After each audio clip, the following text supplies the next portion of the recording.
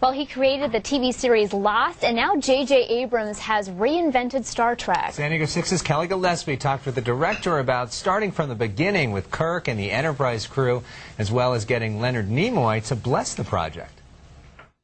3, 2, 1.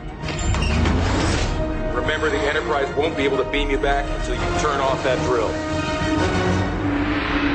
Good luck.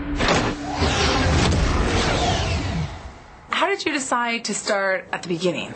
Well, when they first asked if I wanted to be involved in Star Trek, my knee-jerk reaction was it should be Kirk and Spock, and mostly because I knew there had been a bunch of different iterations of Star Trek, but I hadn't followed them. I didn't really know what they were, and I thought, if you're going to redo Star Trek, if you're going to bring it back and reintroduce it, just go back to the very beginning and go back to those characters.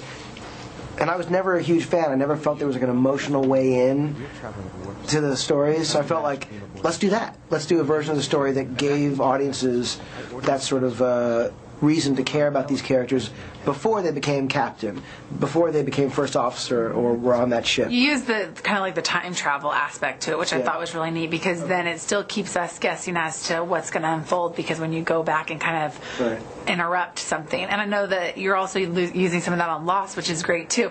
Was that kind of coincidence, or did one kind of feed the idea for the other? Well, the stories both, in their own way, I think, earned that device, that storytelling device. And for us, it was a way of, for fans of Star Trek, acknowledging, honoring what came before, but also allowed us to create license, give us license to do something totally brand new, completely, divorced from the baggage of what happened before, so that this wasn't a literal prequel.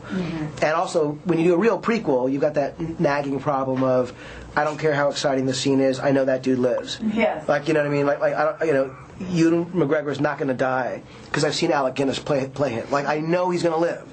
So there's that built-in dilemma of a prequel that we were able to avoid. And getting Leonard Nimoy back, I mean, that was just brilliant. How did you get him to agree to do it? Well, Mr. Nimoy had said no to coming back as Spock for many years, and we knew if we were going to do Star Trek, the only way to do it, especially with the existing fans who are so passionate, and vocal, was to bring Mr. Nimoy in, essentially to bless the movie, to be like the bridge between what we knew and what we wanted to do, and we were very lucky to get him.